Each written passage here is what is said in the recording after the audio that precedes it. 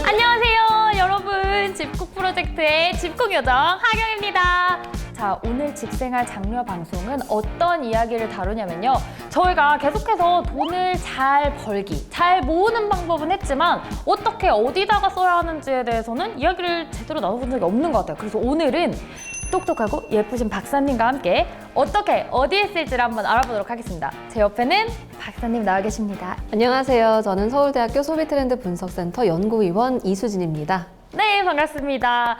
네, 저희 이제 돈 쓰는 방법 한번 똑똑하게 돈 쓰기 알아보겠습니다. 가치 있는 소비 어디다 할까요? 좋습니다. 좋은 질문인데요. 어떻게 하면은 합리적인 소비를 할 것인가에 그쵸. 대한 부분인데요. 답은 있습니다. 바로 중용, 적절함입니다. 적절한 장소, 적절한 가격, 적절한 제품일 때 우리가 만족도가 굉장히 높아지고요. 그래서 중요한 단어가 사실 만족이에요. 만족이 어떤 말이냐면요. 찰만의 발족입니다. 발이 찬다? 네, 그래서 딱 자기 발목 정도 딱 찼을 때 비로소 만족한다라는 거거든요.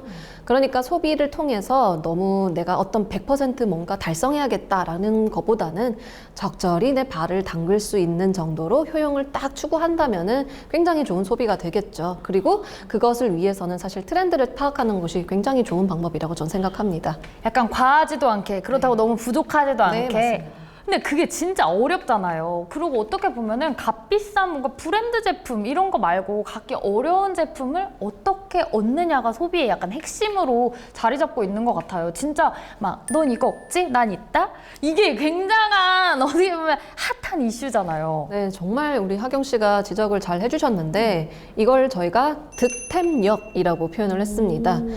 예전에는 뭐 돈을 통해서 구매할 수 있었던 게 아니고요. 돈은 있어도 구매할 수 없는 것들이 굉장히 많아졌어요. 그리고 내가 이걸 가졌다라고 했을 때 다른 사람들에게 뭔가 과시할 수 있는 요소들이 굉장히 많아졌다는 거죠. 근데 이렇게 그럼 득템력이 부상하게 된 사회 문화적 배경은 또 무엇일까요? 이게요, 중요해졌는데요. 기존에는요, 과시라고 하면은 이게 보이는 잉크 전략이라고 표현하거든요. 우리가 산업사회에서는 내가 조금 부나 지위가 있는 사람이야 라는 것을 표현하고 싶을 때 하나의 사치품을 통해서 구매를 한다면 그 사람을 좀 이렇게 추켜 세워주는 분위기가 있었어요. 그런데요, 이제는요, 사치가 민주화되었습니다. 사회가 민주화된 게 아니고요. 사치가 민주화되었습니다. 이 사치가 민주화됐다는 것은 역시 정보 때문이겠죠. 네. 그렇죠, 맞아요. 예전에는 정말 담벼락 이렇게 높은 부유한 집에 사는 사람들이 대체 뭘 하면서 살까라고 우리가 알기가 어려웠는데 맞아요. SNS를 통해서 보면은 너무 쉽게 알 수 있잖아요. 이게 사치의 민주화 과정이고 정보의 확산으로 통해서 우리 스스로 사치에 대한 개념이 보다 우리 접근하기 쉬워졌다는 거죠. 그러다 보니까 이 보이는 잉크보다는 약간 흐릿한 잉크가 훨씬 더 좋은 전략입니다. 예를 들어서 좀 구하기 어려운 아이템일수록 그것을 내가 구했을 때 와, 당신 멋지십니다 라고 이야기 들을 수 있는 어떤 사회적인 변화가 일어났다는 거죠. SNS에서 또 인플루언서들이 그렇게 이제 이런 식으로 소비 형태의 한 부분이 됐어요. 그래서 맞습니다. 막 마켓도 진짜 많이 열고 있고, 저도 막 이 사진 되게 예쁘다 이러고 보면은 뭐 하나 들고 있는 게 계속 보여요. 그럼 아, 이걸 파는 거구나 이렇게 되더라고요. 새로운 소비 형태의 하나라고 이 마켓도 볼 수 있는 건가요? 네, 저희가 이 트렌드를 라이크 커머스다라고 표현을 했었거든요. 이 라이크라는 것은 그 페이스북의 좋아요를 그쵸. 기반으로 하고 있는 새로운 유통 패러다임이다라고 저희가 말씀을 드리고 싶은데 라이크 커머스, 즉 소비자의 선호를 중심으로 한 새로운 유통 형태를 저희가 라이크 커머스다라고 이야기를 했습니다. 그러면 쇼핑할 생각도 어떻게 보면 없었는데 SNS 하다 보면은 저도 모르게 이제 결제를 하고 있는 거예요. 네, 맞아요. 이 하경 씨가 또 정말 잘 지적해 주신 포인트가 여기 있어요. 이거를 예전에는요, 그 마케팅이나 이 소비자학 의사결정 과정을 이렇게 보통 잡고 있거든요. 자신의 부족함을 인지하고, 그 다음에 대안을 평가하고, 그 대안 중에서 내가 구매를 하고, 구매 후에 내가 평가를 하는 이 의사결정 단계가 있어요. 소비의 의사결정 단계. 근데요, 이제는요, 발견형 쇼핑이라고 합니다. 디스커버리 쇼핑이라고 하는데 이게 무슨 뜻이냐면요. 정말 그냥 일상 소비를 할 의의가 없었습니다. 소비를 할 의지가 없었어요. 그런데 소셜 피드를 보다가 바로 구매를 하는 거예요. 뭔가 내가 있을 것 같아, 좋을 것 같아 라고 딱 구매하는 거죠. 이거를 이제 발견형 쇼핑으로 패러다임이 많이 바뀌었다 이렇게 보고 있습니다. 라이커 커머스의 등장 배경에는 좀 사회 경제적 측면에서도 바라볼 수가 있을 것 같은데 어떤 영향이 있었을까요?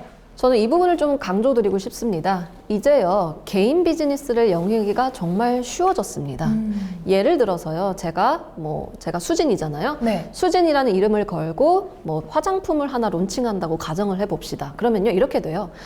ODM 서비스라고 하거든요. 한국콜마나 코스맥스 같은 회사에 가서요, 저는 이런 화장품을 만들 거예요 라고 이야기를 합니다. 황산화 제품이 들어가 있고 그다음에 선블럭 기능이 있는 어떤 그 제품을 하나 제조해 주십시오 라고 말을 합니다.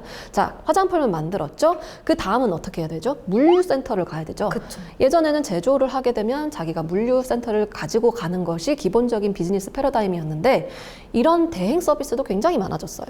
물류센터를 짓지 않아도 직접 패킹을 하지 않아도 대행해준 서비스들이 굉장히 많아졌고요.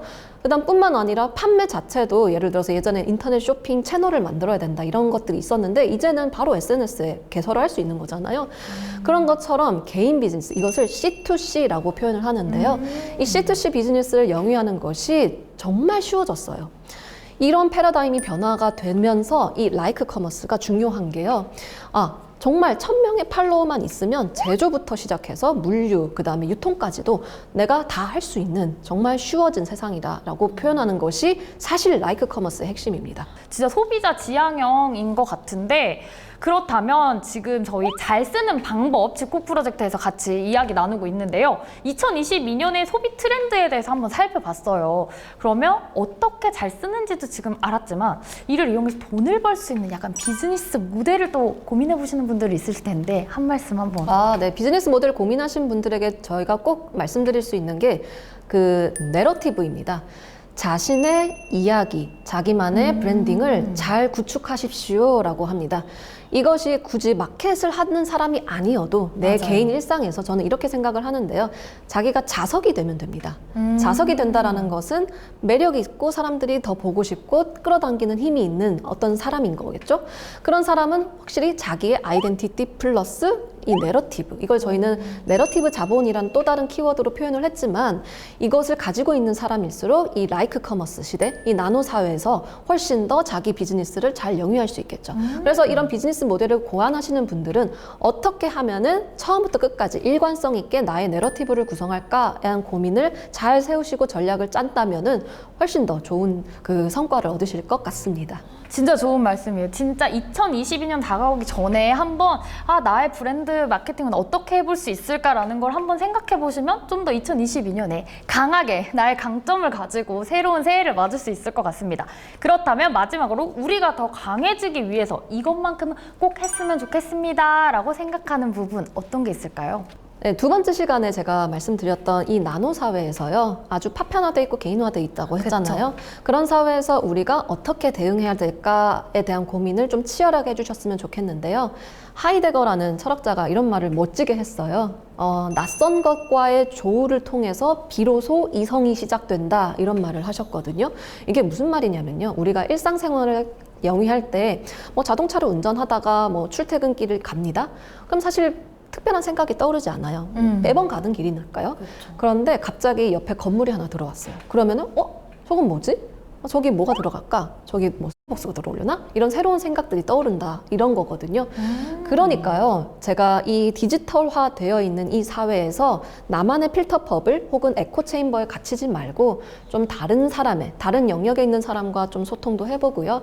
그다음에 신문도 그 핸드폰으로만 보기보다는 좀 종이신문도 본다든지, 그리고 새로운 길도 가본다든지, 개인들이 이런 아날로그적인 감성을 어떻게 더 부각해서 새로운 가치, 생각을 더 추구할 것인가에 대한 고민을 더 치열하게 해주시면 그 사람이 좀 자석이 될 수 있지 않을까요?